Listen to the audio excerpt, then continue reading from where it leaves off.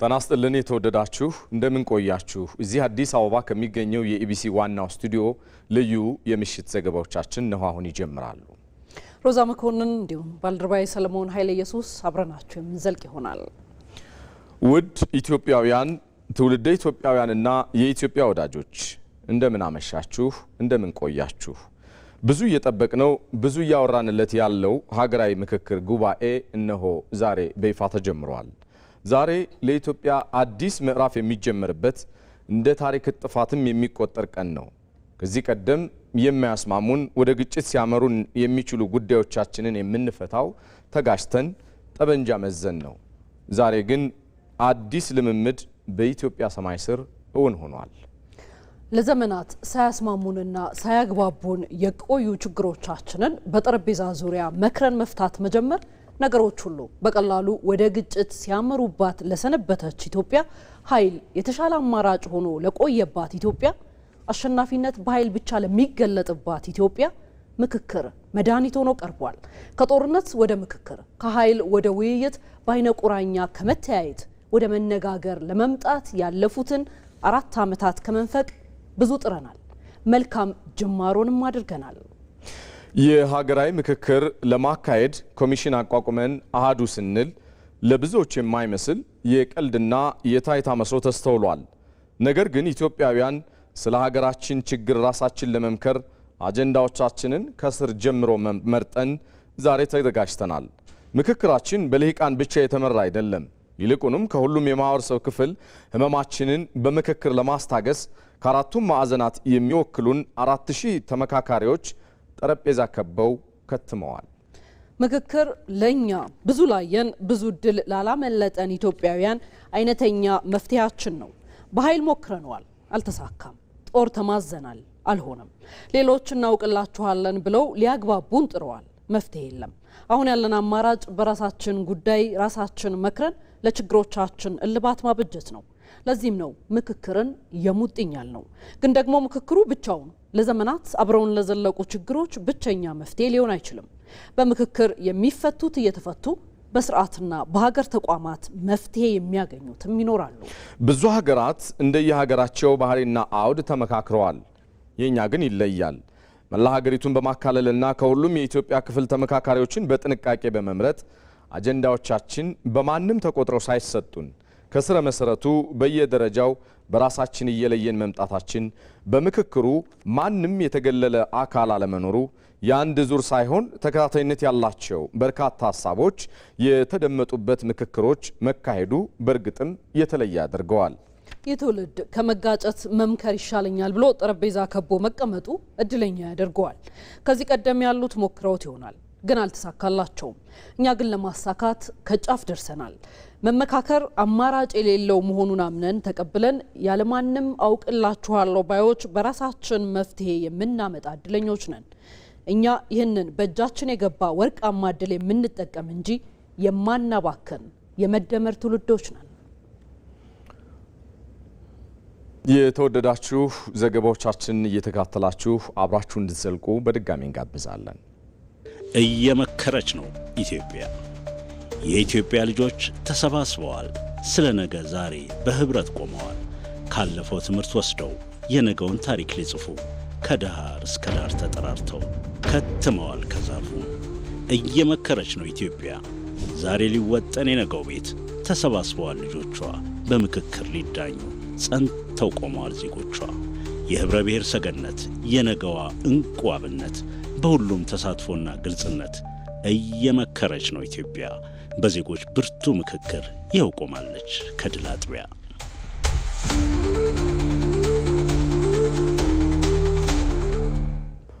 ተመልሰናል። ኢቢሲን ምርጫችሁ አድርጋችሁ አብራችሁን የዘለቃችሁ ስለሆነ አብዝቶን ነው ደስ የሚለን። እንቀጥላለን። 4000 ተሳታፊዎችን በአንድ ጣራ ስር የሚያሰባስበው ይሄው ታላቁ የምክክር ጉባኤ ዛሬ ማለዳ በይፋ ተጀምሯል። የመክፈቻ ስነ ስርዓቱ ላይ ጠቅላይ ሚኒስትር አብይ አህመድ፣ የመንግስት ከፍተኛ የስራ ኃላፊዎች፣ የሃይማኖት አባቶች፣ የዓለም አቀፍ ተቋማት ተወካዮች፣ የኢትዮጵያ ወዳጆችና ተመካካሪዎች በተገኙበት እየተካሄደ ነው።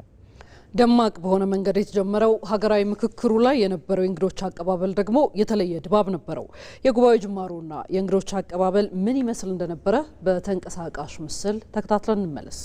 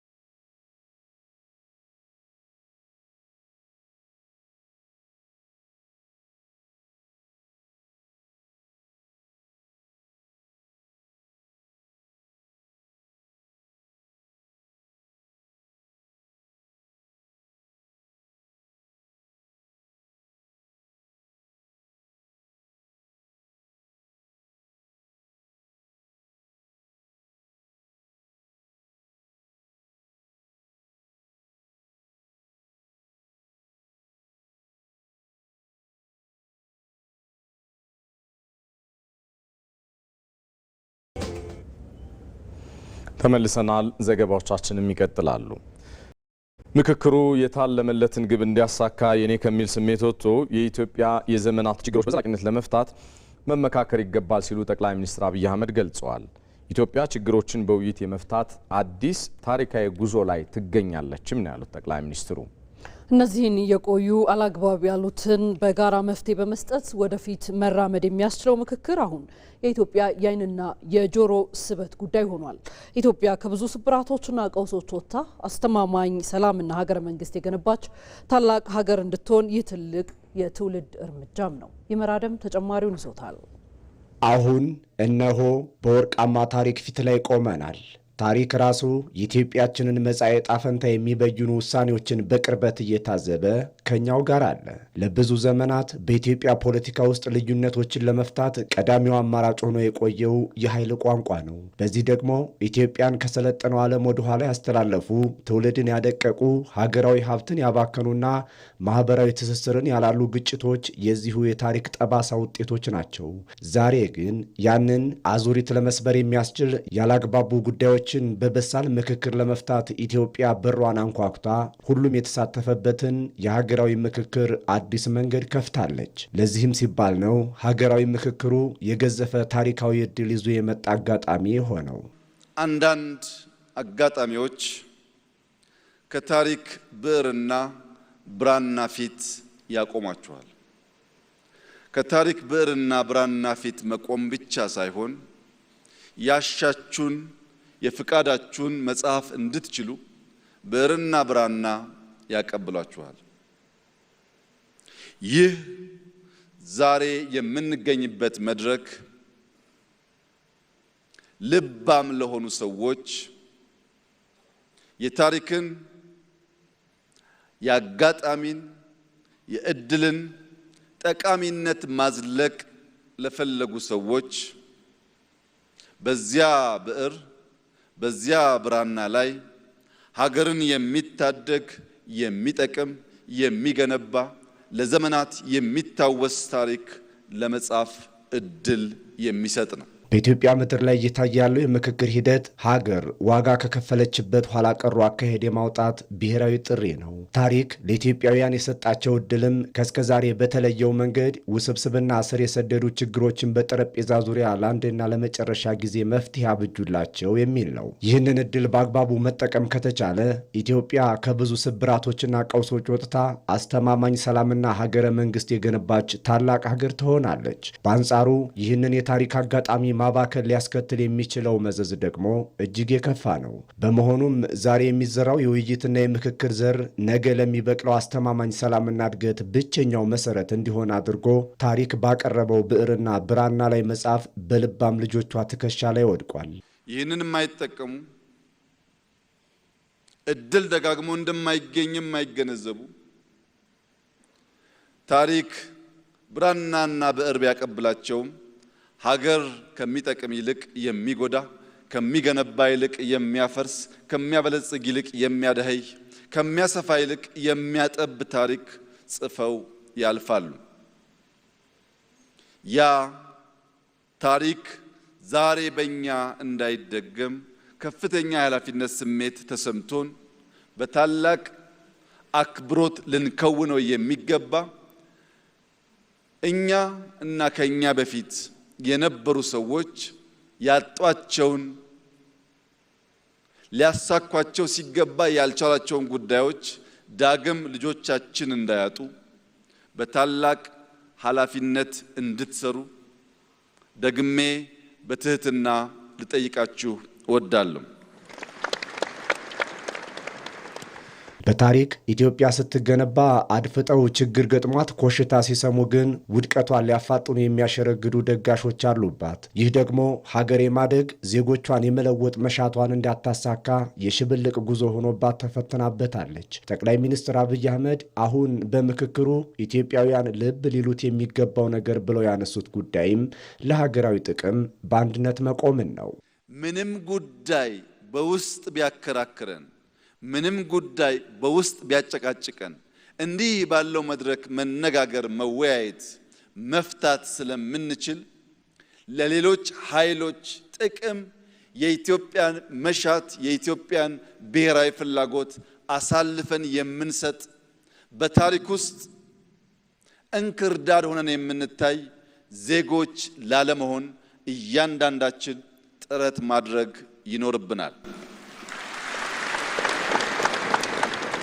ልዩነቶችን በኃይል የመፍታት ተቃዋሚን የማጥፋት እንጂ የመደማመጥ ባህል ባለመኖሩ ኢትዮጵያ የእርስ በርስ ግጭቶች አዙሪት ውስጥ ሳትወጣ የቀረችበትን ታሪክ የዛሬው የምክክር መድረክ ማሳረጊያ ይሆናል። ምክክሩ ቀድሞ የፈረሱ የጋራ እሴቶችን የምንጠግንበት የትውልድ የቃል ኪዳን መታደሻ የመጨረሻው መድኃኒት ሆኖም ቀርቧል። በዚህ ምክክር ለእኔ ብቻ የሚል ሀሳብ ቦታ አይኖረውም። በምትኩ ለእኛና ለጋራ የሚሉ እሳቤዎች በተመካካሪዎች ሲነግሱ ሀገር የምትጠብቀውን ፍሬ ታያለች። ውስጣችን ሰላም እንዲሆን፣ መልካም እንቅልፍ እንድንተኛ፣ ለሰፈሬ እኔ ወገኔ ለምለው ለኔ ከባቢ ብላችሁ ሳይሆን ለኢትዮጵያ ብላችሁ እንድትመክሩ በታላቅ ትህትና አደራ ልላችሁ ፈልጋለሁ። ለዛሬ አትምከሩ፣ ለነገ ምከሩ። ለናንተ አትምከሩ፣ ለልጆቻችሁ ምከሩ። አሁን የምንመካከረው ስለ ትናንትናው አይደለም። የትናንትናን ችግር ፈተን ለነገ መልካም መሰረት ለማኖር ነውና እያንዳንዱ ተወያይ፣ እያንዳንዱ ተወካይ ልጆቹን እያሰበ ለመመካከር የወሰነ መሆን አለበት። የዛሬዋ ኢትዮጵያ የደረሰባት ቁስል የዘመናት የተከማቹ ችግሮች፣ የተዛቡ ትረካዎችና የተንሸዋረሩ የፖለቲካ እይታዎች ውጤት ነው። እነዚህን የቆዩ አላግባቡ ያሉትን በጋራ መፍትሄ በመስጠት ወደፊት መራመድ የሚያስችለው ምክክር አሁን የኢትዮጵያውያንን ዓይንና ጆሮ የስበት ጉዳይ ሆኗል።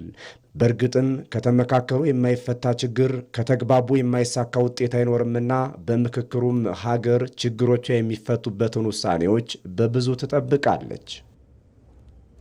ኢትዮጵያ ያለፈችባቸውን ፖለቲካዊ ስብራቶች በማከም አዲስ የሰላምና የእድገት ምዕራፍ ለመክፈት የምትመክርበት ሀገራዊ ምክክር መካሄድ ጀምሯል። የታሪካዊ መድረክ ለዘመናት የቆዩ ባህላዊ መደማመጥና የመነጋገር እሴቶች ወደ አደባባይ በማውጣት ሀገርን በጽኑ መሰረት ላይ የበለጠ ለመገንባት ሚና እንዲኖራቸው ያደርጋል። ሀገራዊ ምክክሩ ኢትዮጵያ ለዘመናት ያለፈችባቸውን ፈተናዎች ወደ እድል በመቀየር አዲስ ምዕራፍ የምትከፍትበት ታሪካዊ አጋጣሚ መሆኑን ደግሞ ጠቅላይ ሚኒስትር አብይ አህመድ ተናግረዋል።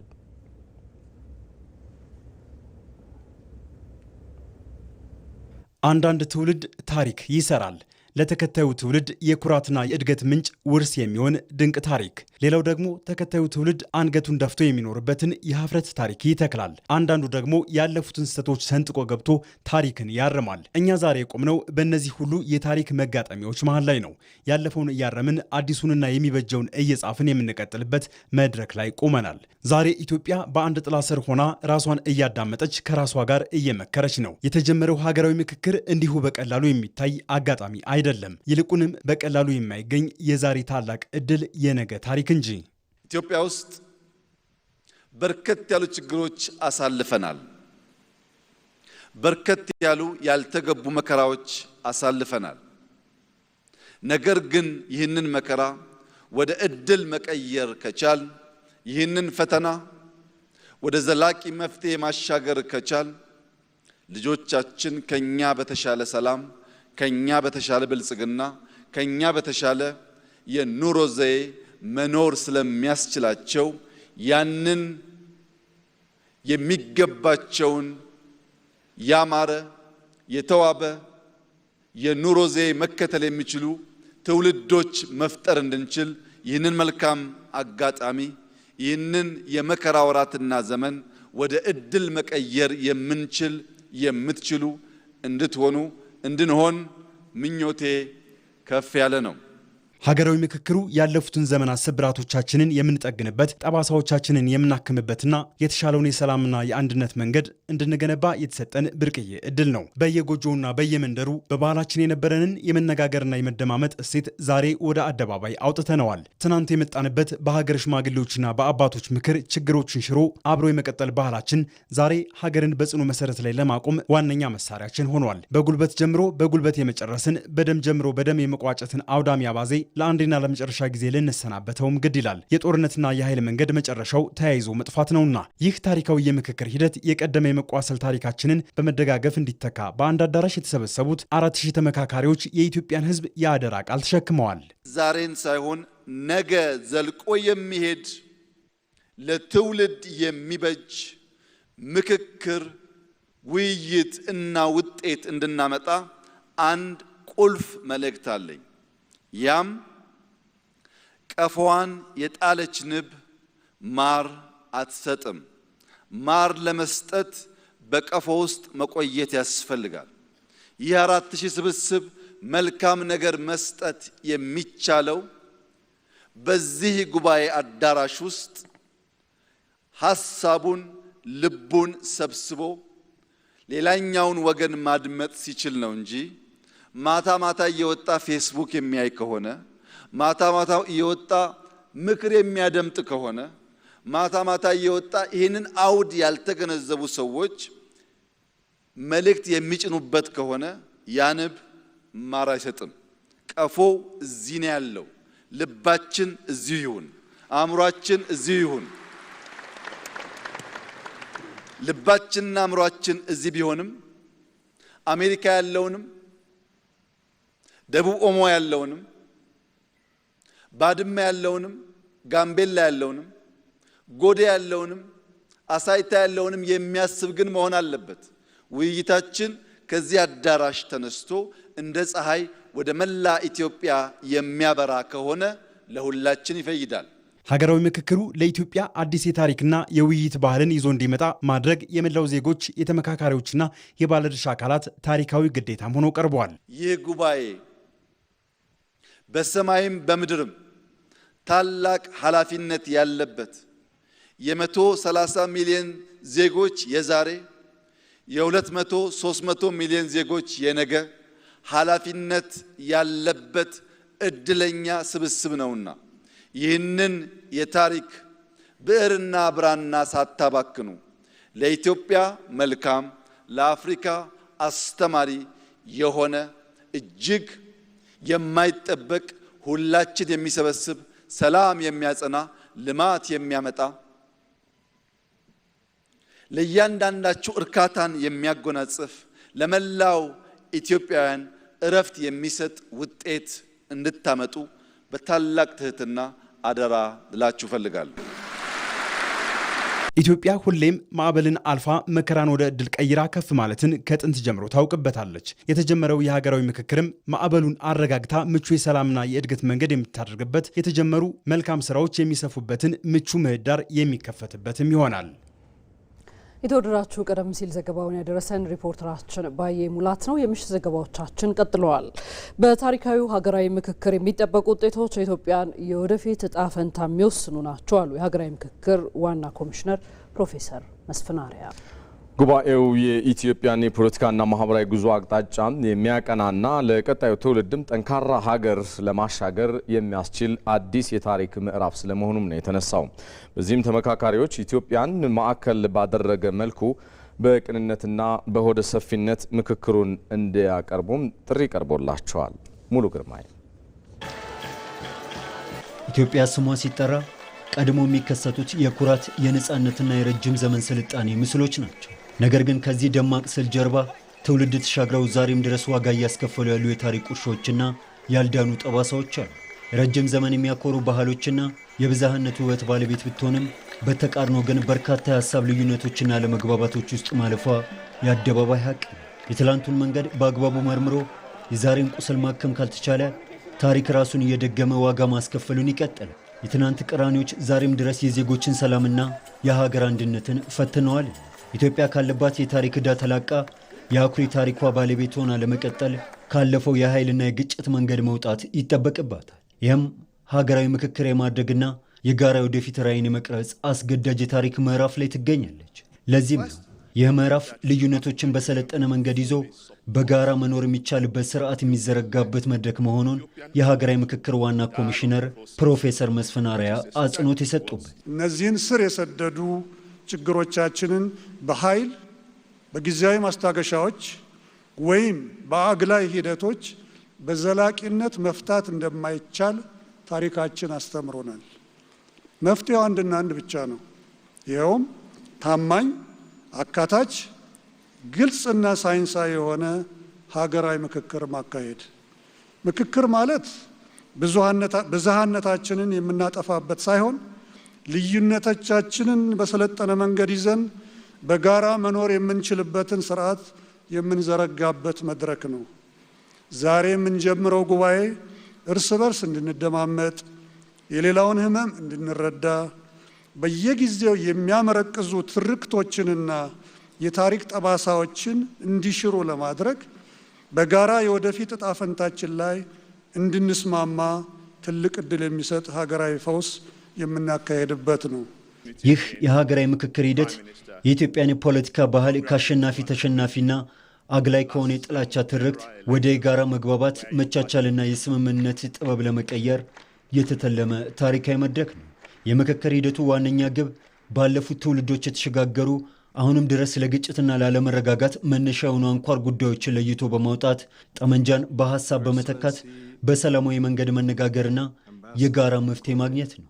ለዚህም ነው ፕሮፌሰር መስፍን አርአያ በዚህ ታሪካዊ ሀገራዊ ምክክር ጉባኤ የሚጠበቁ ውጤቶችም የኢትዮጵያ ዕጣ ፈንታ የሚወስኑ ናቸው የሚሉት። ከዚህ ሂደት ማግስት በመሰረታዊ የሀገር ግንባታ ጉዳዮች ላይ ሀገራዊ መግባባት ይጠበቅብናል።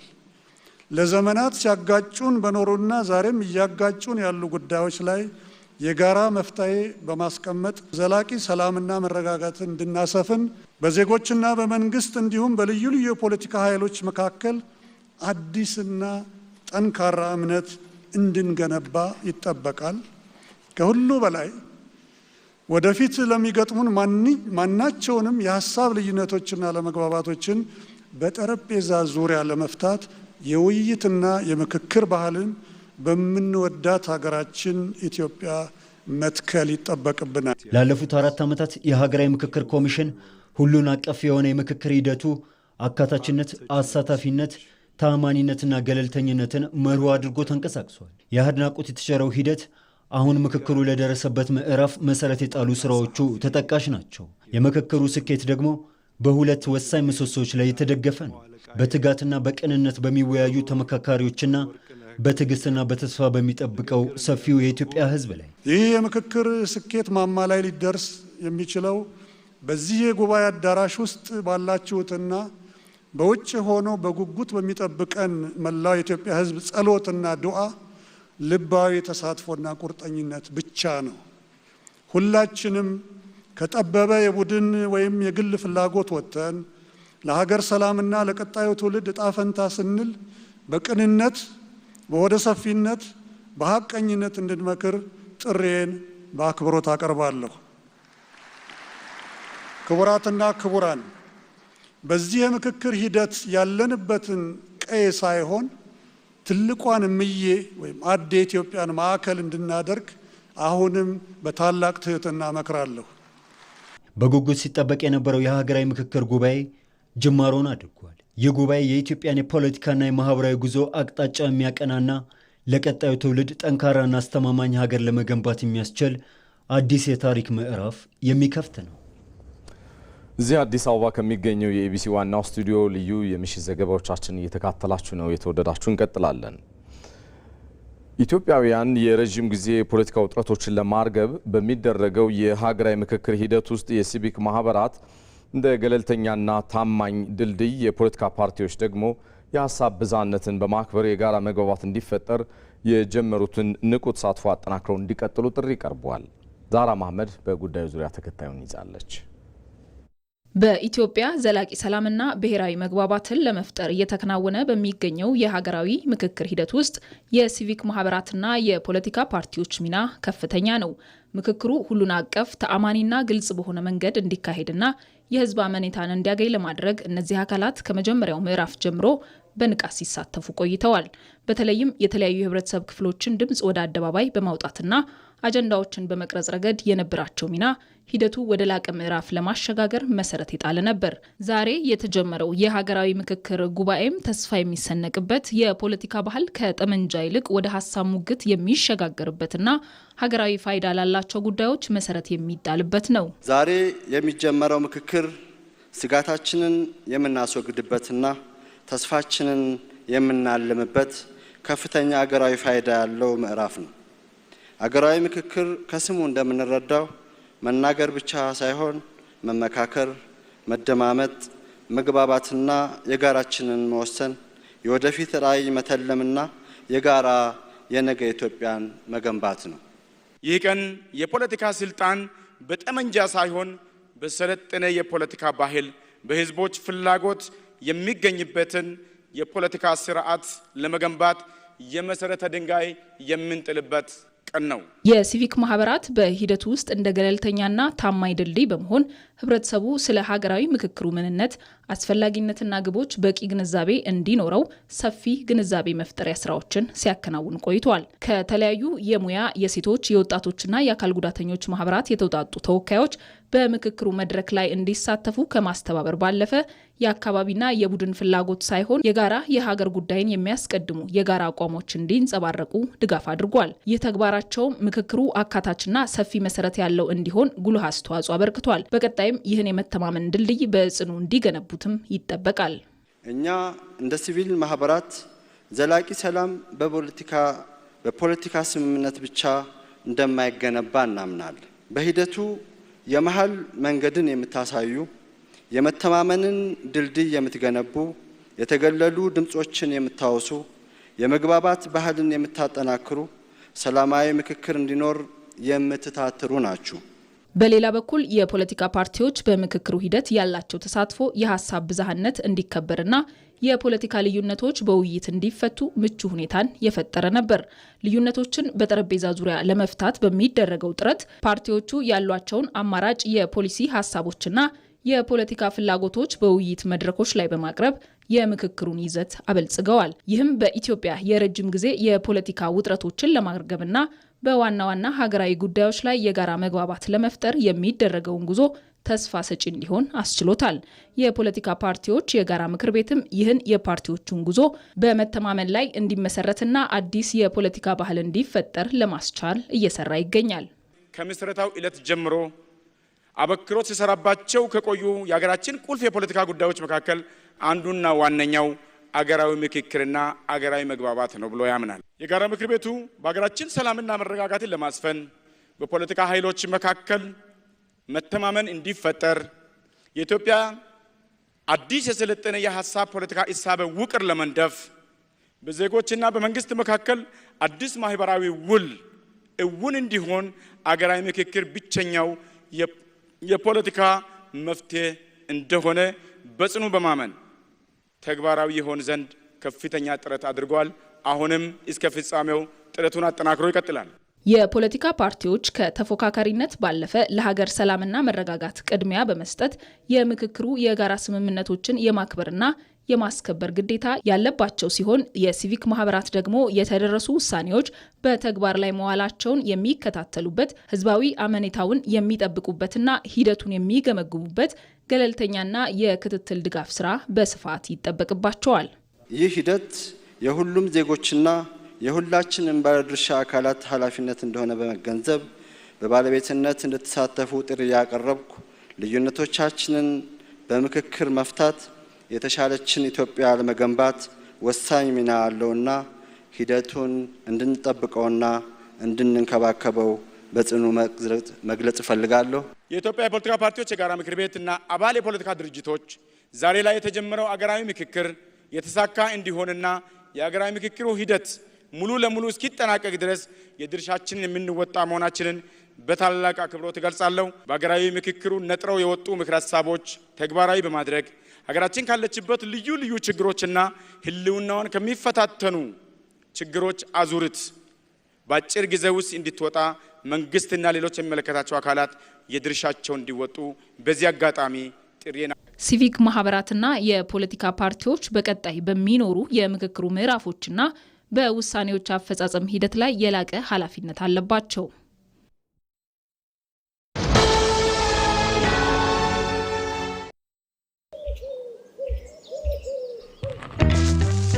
ቆይ አንዴ እንዳትሄድ ጠብቀኝ። የሲቪ ቪዛ ካርድ አዝዤ መምጣት ብቻ ነው።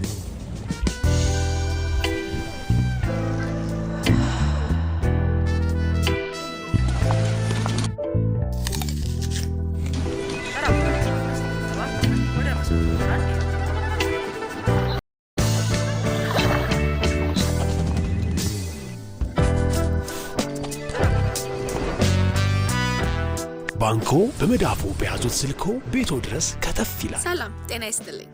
በማንኛውም ሰዓት በተመቸው ቀን ባሉበት ሆነው የኢትዮጵያ ንግድ ባንክን ቪዛ ካርዶን በስልኮ ማዘዝ ይችላሉ። የሲቢ ሞባይል ባንኪንግ መተግበሪያውን ይክፈቱ። ባንኪንግ የሚለውን ይክፈቱ። ቪዛ ካርድ ሰርቪስ የሚለውን ይምረጡ።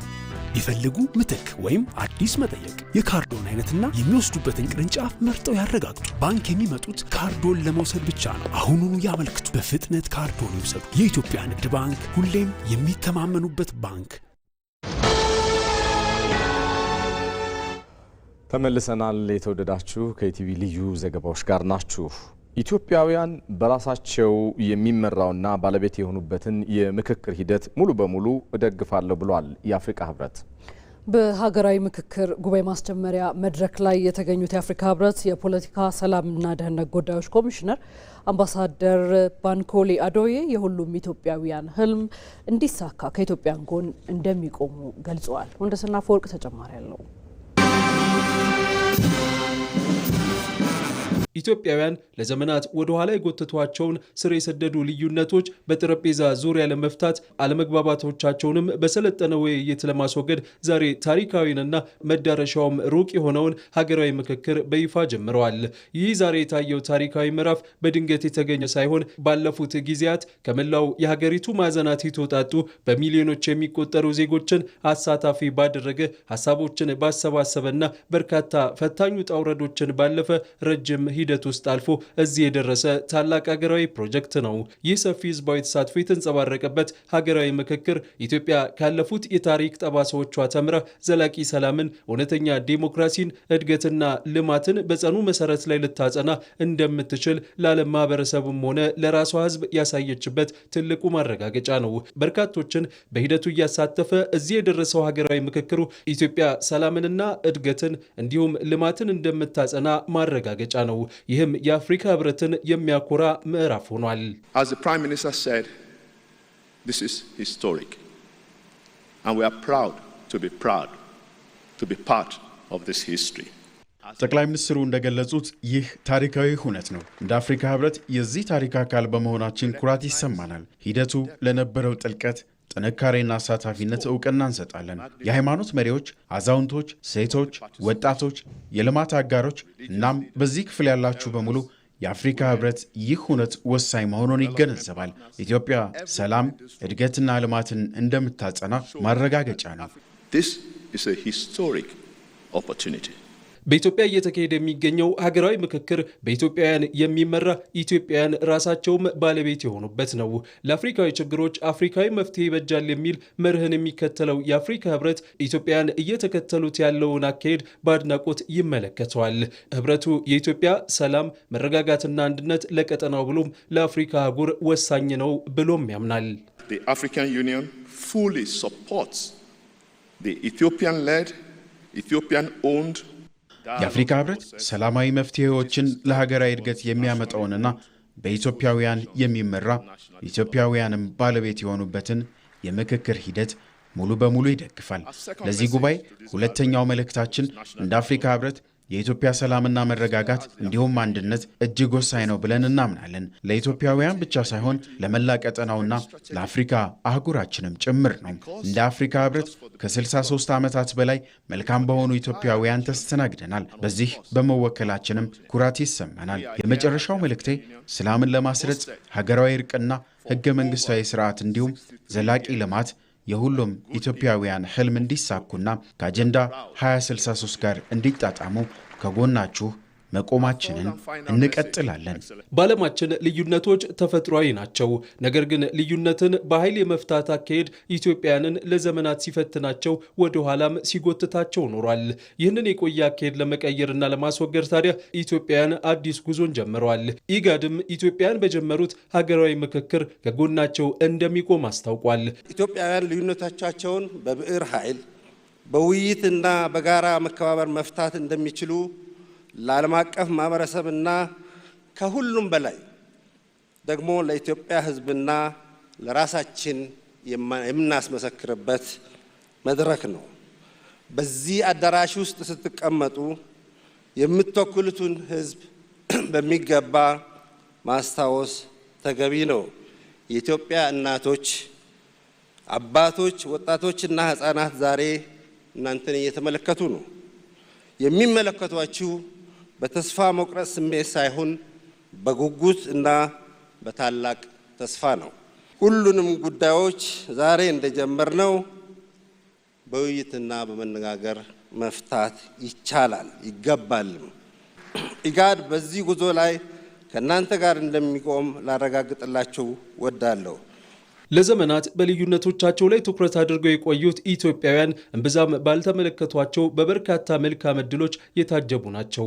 ህብረ ብሔራዊነታቸው የጥንካሬው ምንጭ፣ ቀጠናው ላይ ያላቸው ተደማጭነትና አቅምም አንዱ ጥንካሬያቸው ነው። ታዲያ እነዚህን ዕድሎች ይበልጥ ለመጠቀምና ኢትዮጵያን ከከፍታዋ ለማውጣት ሀገራዊ ምክክር የግድ ይላል።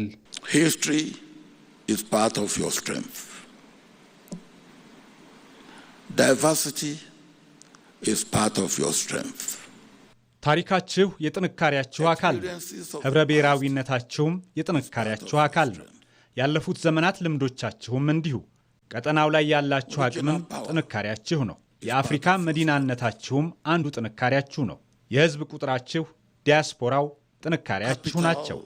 ጠንካራ ሰራተኛና አምራች የሆነው የኢትዮጵያ ህዝብም ጥንካሬያችሁ ነው። እጅግ ወሳኙ የማየው መልካም ዕድል ኢኮኖሚያዊ ነው።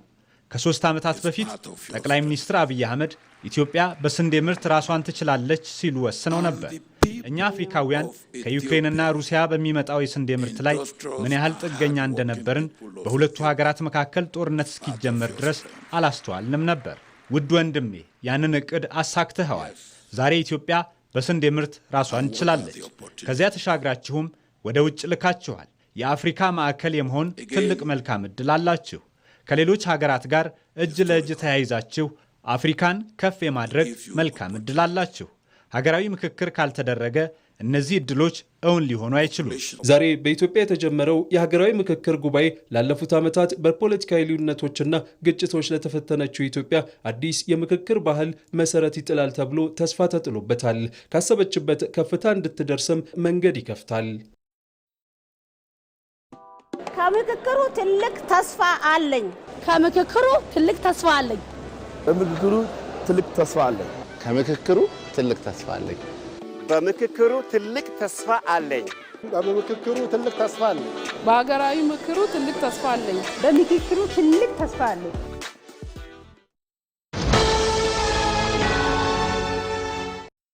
አመሰግናለሁ። መልካም ጊዜ ይመቻችሁ። አናጪ አንቺንሽ ነኝ የምታግሽው።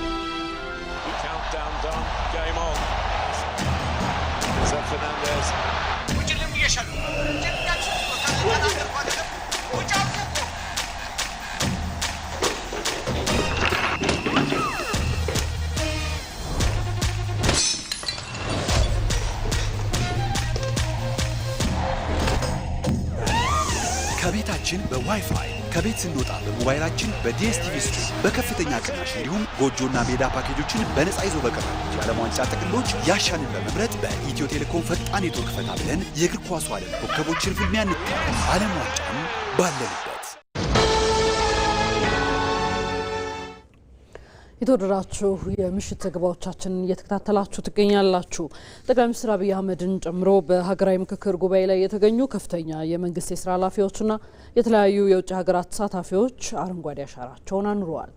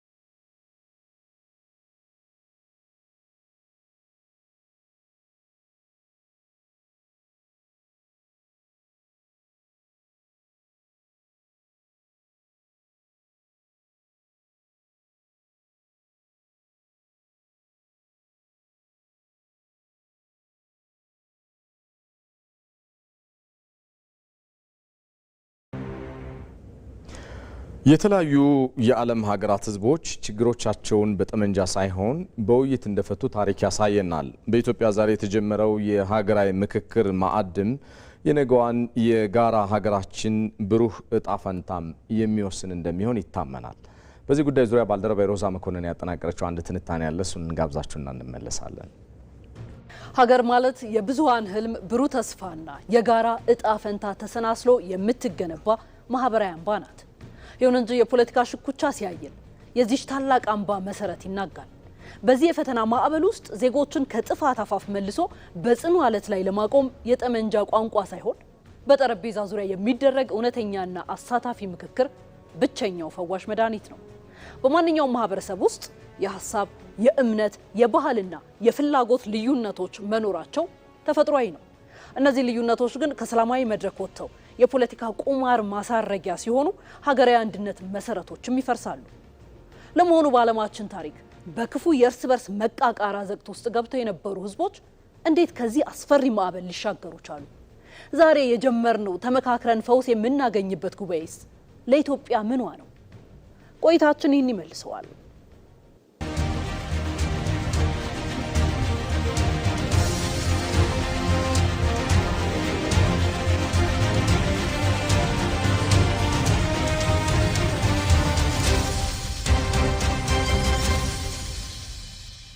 የዓለማችን ታሪክ ጦርነት የመጨረሻው ቃል እንዳልሆነ በግልጽ ይነግረናል።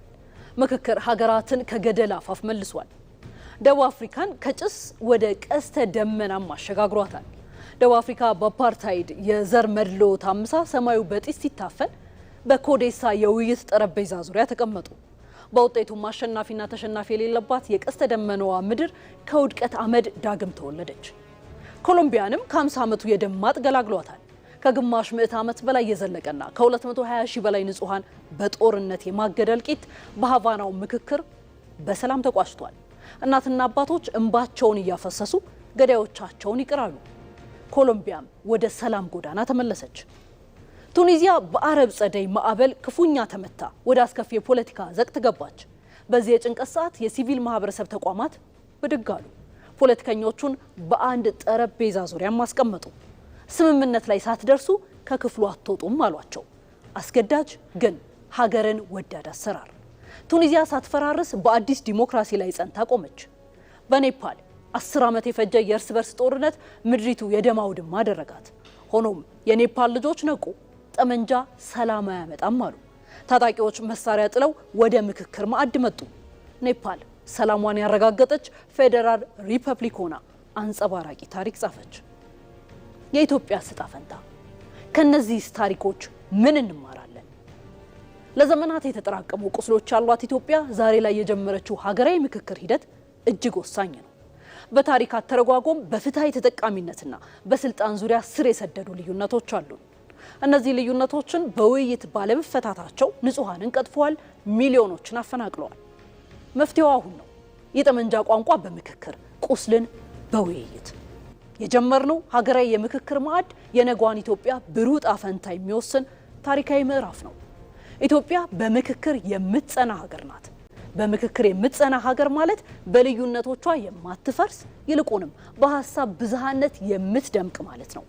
በመሳሪያ አፈሙዝ ሳይሆን በጠረጴዛ ዙሪያ በሚደረግ የልብ ውይይት መሰረቷን ይበልጥ የምታጠነክር የጋራ ቤት ማለት ነው። በምክክር የምትጸና ኢትዮጵያ ስንል ቁስሏን በውይይት ጠግና ያከመች፣ ቂምን በይቅርታና በፍቅር የሻረች እንዲሁም ህዝቦቿን ብሩህ ተስፋ በጋራ መግባባት ጽኑ አለት ላይ በክብር ያቆመች የነገዋ ታላቅ ሀገር ማለት ነው። ምክክር የሀገር ዋልታ፣ መደማመጥ ደግሞ የኢትዮጵያዊነት ጽኑ ሀገር ነው። ኢትዮጵያ ይህንን ሂደት በተሳካ ሁኔታ ተሻግራ የበለጸገች ምድር እንደምትሆን ጥርጥር የለውም። በምክክር ሀገራችንን በጽኑ መሰረት ላይ እናቆማለን። የተወደዳችሁ እዚህ አዲስ አበባ ከሚገኘው የኢቢሲ ዋናው ስቱዲዮ በቀጥታ ስርጭት ለምሽቱ በተለይም ኢትዮጵያውያን በጋራ ቆመው ከ4000 በላይ የሚሆኑ ኢትዮጵያውያን የነገዋን መጻኢ ዕድልና ዕጣ ፈንታ ብሩህ ለማድረግ የሚወስኑበትን ሀገራዊ ምክክር ጉባኤያቸውን መጀመር አስመልክተን በቀጥታ ስርጭት ተከታተሉት የነበረው የልዩ ዘገባችን ቆይታ ይህንን ይመስል ነበረ። ሮዛ መኮንን፣ ባልደረባዬ ሰለሞን ኃይለ ኢየሱስ አብረናችሁ ዘልቀናል። ከኛ ጋር ስለነበራችሁ እጅግ አድርገን እናመሰግናለን። በያላችሁበት መልካም ምሽት ይሁንላችሁ።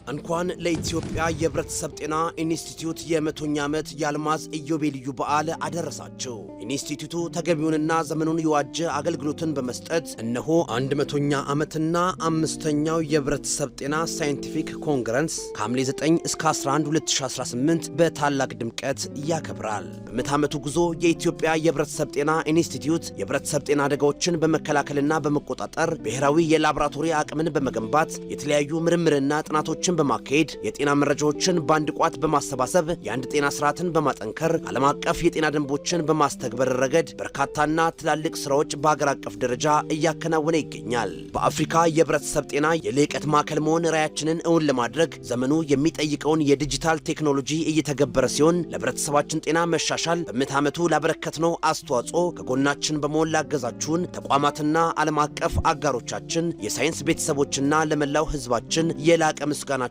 እናቀርባለን። የ100 ዓመቱ ጥረት ለተሻለ የህብረተሰብ ጤና። የኢትዮጵያ የህብረተሰብ ጤና ኢንስቲትዩት። ብዙዎች ህልማቸውን እውን አድርገዋል። የአቢሲኒያ ቪዛ ካርዳቸውን ብቻ በመጠቀም ወደ አሜሪካ በረው የፊፋ ዓለም ዋንጫ 2026 ጨዋታዎች ላይ መታደም የሚችሉበትን ዕድል ተጎናጽፈዋል።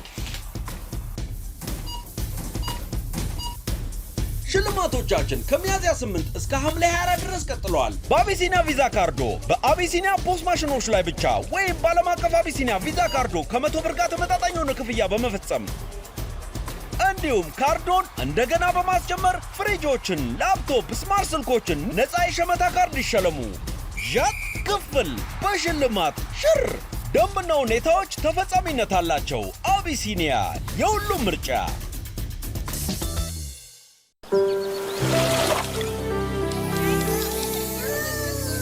በዓልን አንድ ቀን እንኳን ከቤተሰቤ ጋር አሳልፌ አላውቅም።